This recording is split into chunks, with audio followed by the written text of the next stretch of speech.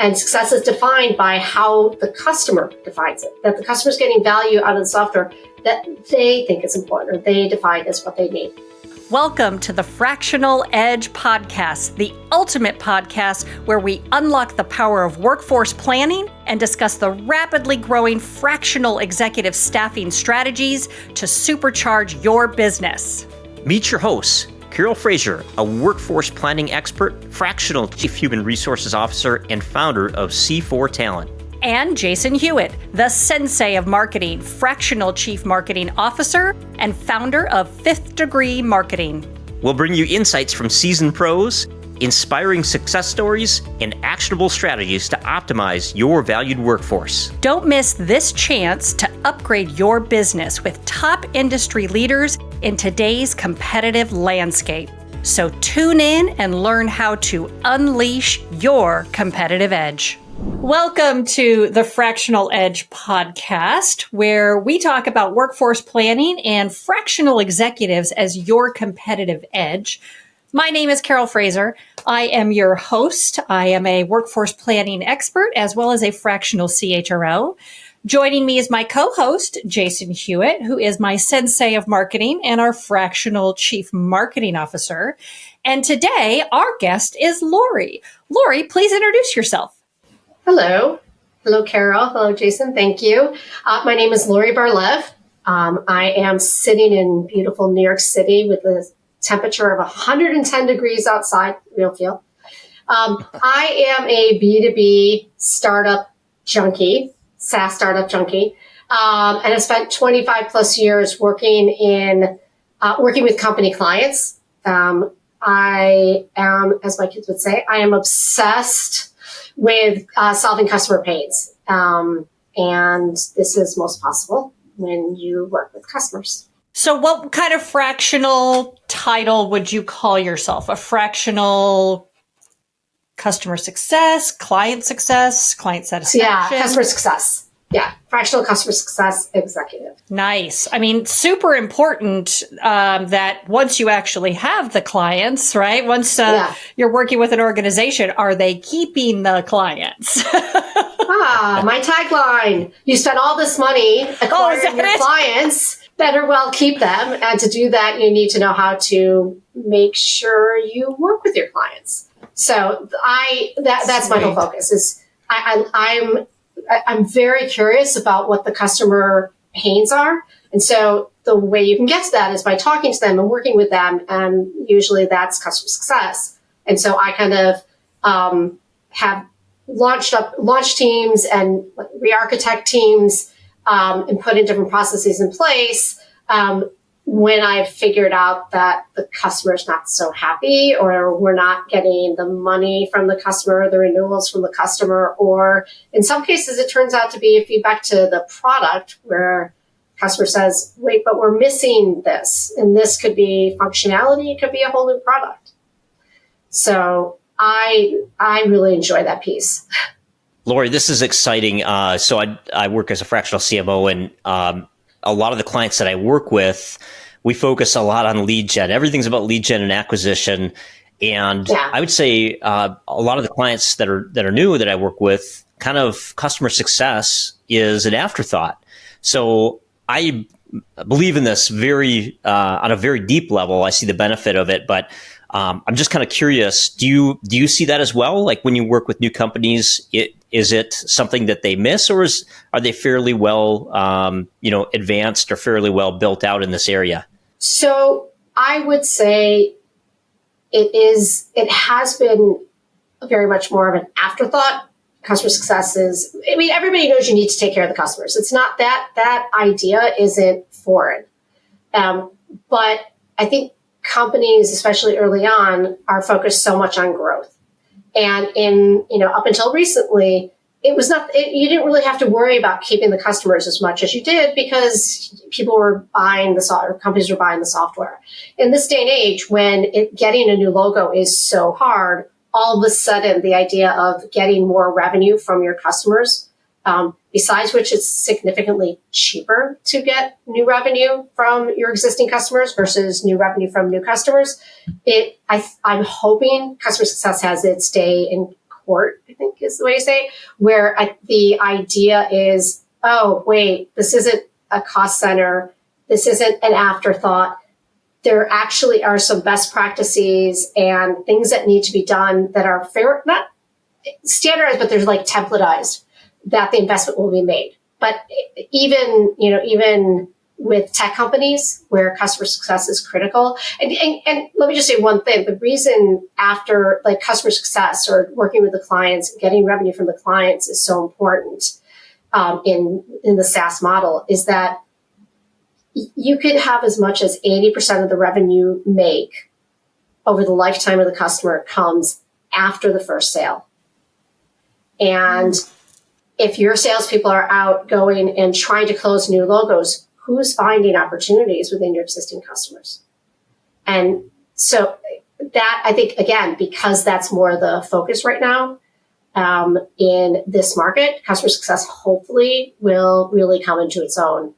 I had to kind of laugh. I work with a lot of my life is spent in CRM and marketing automation, and so many companies actually don't want to talk to the customers. They've hidden the email, they've hidden their contact phone numbers, and it just blows my mind how many companies operate off this level. So you obviously believe differently. You embrace customer success. Can you tell us some of the best practices? You want to make sure that you're consistent when you're giving a consistent experience with the customers, right? Customers don't care who says they're representing the company. They want an answer from a person, and they want to have the consistency that if they ask person A or they try to reach person A, it's going to be the same if they try to reach person B if they get a new customer success person. I think the other thing, I don't know if it's a best practice, but in order to really get the customers engaged, you got to give them value when you communicate with them. This is all about, customer success is all about how can the customer better deliver on the value that is important to the customer, not to the company. So it's not, well, I need to have my weekly meetings or my monthly meetings or my business review because I need to check it off. It's, I need to have these conversations so that I develop this relationship with the customer so that they're talking to me about what their pains are. And I can figure out, does it mean you need more training? Or can I, expose you to another part of the functionality of the system or a new way of doing something?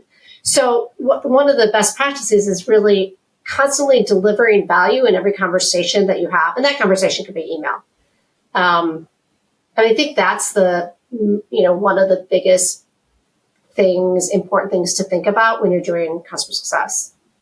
So when you think about your background, kind of tell us your story about how you've taken your experiences in the corporate world and how those components of your focus or your magic are impactful for clients and like our audience around, CEOs, PE firms, VCs. How can you tell us a little bit about what that journey is? I think what you're asking is kind of what's my secret sauce? How do I help get my customers or my clients to where I think they need to be? That works too. I wanted to know kind of your whole journey, but that works too. Yeah. So my journey is I was thinking corporate is still a startup, not because I've never worked other than SAP. I've never really worked in super large companies. So the difference with corporate is, I think, relative. So my entire background had been in coming in and working with customers. Early on, I was in product strategy, new product strategy. And you invariably, you can't figure out new product strategy if you're not talking to customers. So I was always having conversation with customers, asking them what their problems were. I wanted to get into revenue. I wanted to have more transaction. I didn't want to just float in and say, talk to me, customer, about an idea that we think or a pain that we think you have. So I moved over to the post-sale side and have been doing that ever since. I started in ad tech. I had led a couple of teams where focus was on delivering revenue from an ad campaign. At Arizent, which was Source Media, when I joined it, they're a B2B publisher, and they were still focused on print ads. There wasn't a whole lot of knowledge of what a digital ad was. How do you deal with digital ads? How do you deliver them? How do you maximize revenue? You're laughing. You experienced this, Carol? Yes. So I think I've lived through that. Yeah, exactly. They were very siloed groups. So there were very siloed sales organizations. And I went in and won them over by, here's what I'm going to deliver for you. You guys go sell. My team will take care of telling you what you can sell and making sure that you make your money.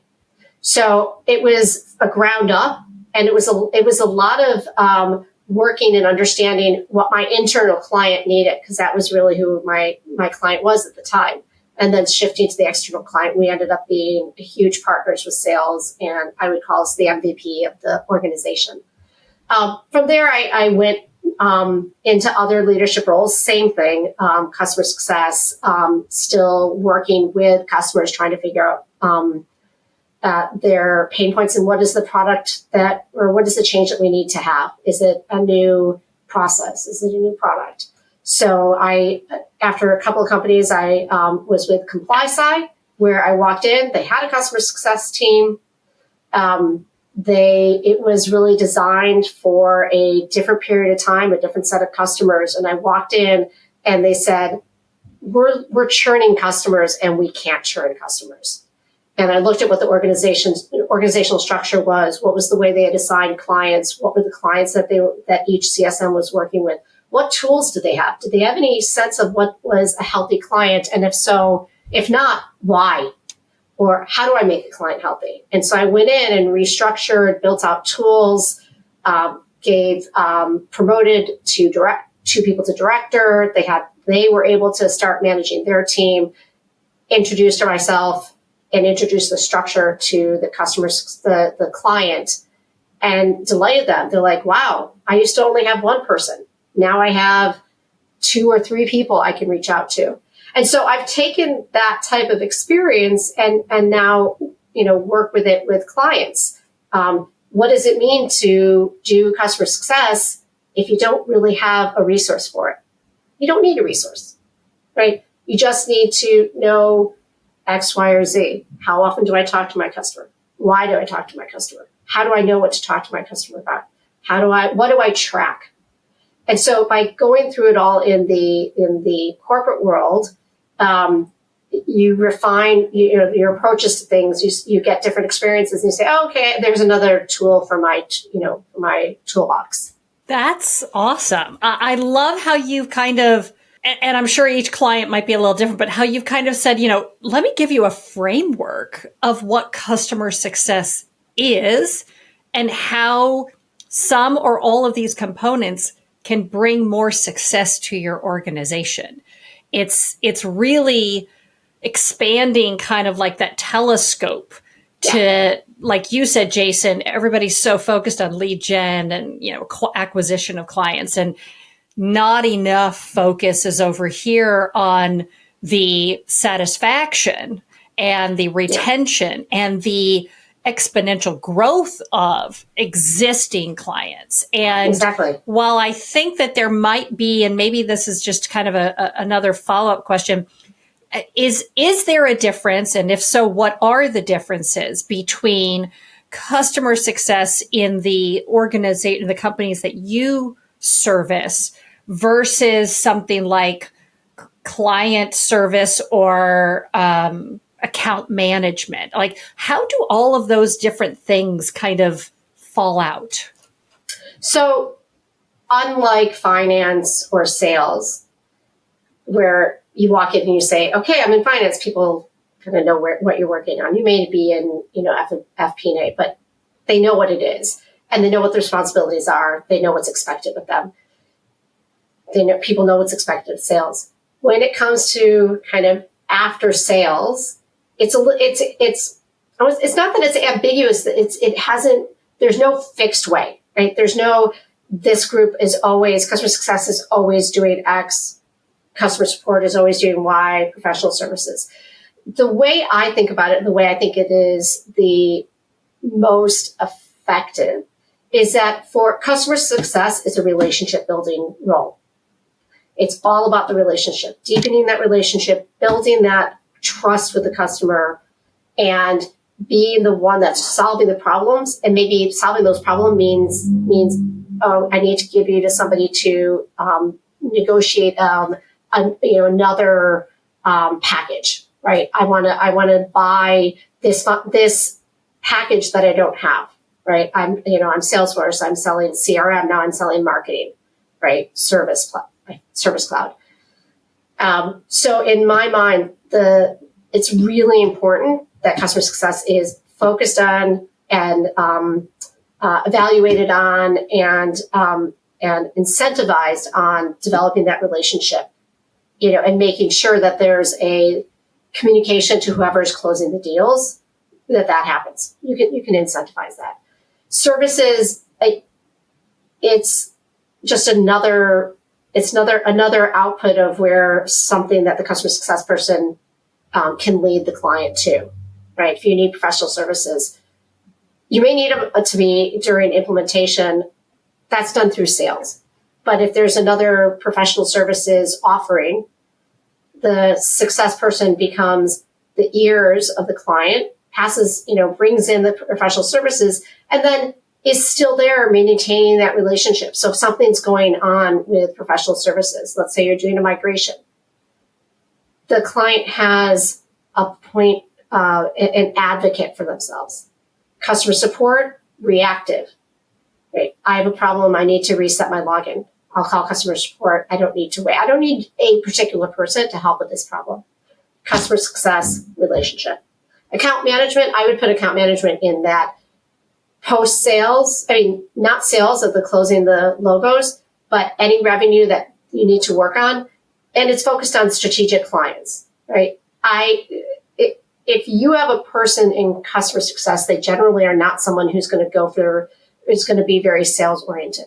So let's separate out sales oriented people who are good with negotiations, put them in account management, and keep customer success more as as an advisor, as an advocate. Laurie, this is it's fascinating. I love the discussion. And one question I have is, let's say there's a CEO that's watching this that maybe hasn't formalized that customer success function within their company. What guidance or advice can you give them for kind of taking first steps towards leveling that up a bit? So I'm glad you asked, because that's one of my offerings, or that's one of my expertise areas. So my customer success is not a function. It's not a team, right? You don't create customer success and expect all of that team to be responsible for all of it. It's got to be throughout the organization. So, my recommendation is that, or what I advise CEOs on is, you don't need to have a dedicated customer success person, but what you do need to have is a consistent way of doing things. Create some processes, create some ground rules for how you interact with the client. If you have to have somebody step in, like a support person, be that customer success person, allow them to have allow them not to have to think about what is the role of customer success, and instead, what do I need to do to make sure I take care of the customer? So this is where I think fractional comes in really nicely, is have somebody who's done this, who understands how to work with clients, come in and create, simple processes, simple tools. Here's the data to capture. Here's what you may want to do down the road, like NPS scores, right? Any kind of surveying. If you have 10 customers, it's not that helpful from an aggregate standpoint, but you can't ask the question and find out what's going on. So from a, one-to-one, but have a fractional come in and say, let me put together a couple of things. Let me put a roadmap together for you on where you need to be, when, how do you think about it? But let me give you some really practical, usable tools that anybody can understand and anybody can use, and give that customer a consistent experience with your company. Yeah, it makes sense. I'm reframing as I'm talking to you and listening to to what you're saying, how I think about customer success. It's probably reflective of personality type too. But it sounds like it really needs to become a part of the culture of the company, baked into the soul of the company. Yeah, it absolutely does. I mean, how can a company be successful if the customers don't pay and renew and want to advocate for them, right? Advocate for your product. Well, customer success really they don't do the product, right? They don't do the billing. They don't do professional services. They're really just the conduit between the company and the customer. So if everybody in the company is in sync that we need to, we want our customers to be successful, and success is defined by how the customer defines it, that the customer's getting value out of the software that they think is important, or they define as what they need. How can you do that if the product team is like, I don't really care about what the customer wants, I'm going to build my own thing? Or billing says, I'm just going to hammer the customer because they're not paying. But like that doesn't work. You have to kind of work in concert with one another. And again, there you get your consistent interaction with the client. So yeah, if it's not, you're just divide and conquer, right? Although you're conquering yourself, you're dividing and going in different directions. So it does have to be part of the culture. Thank you for tuning in to the Fractional Edge. We hope you enjoyed our insightful discussions and feel inspired to unleash your competitive edge. Remember to like, share, and subscribe to stay updated with the latest episodes.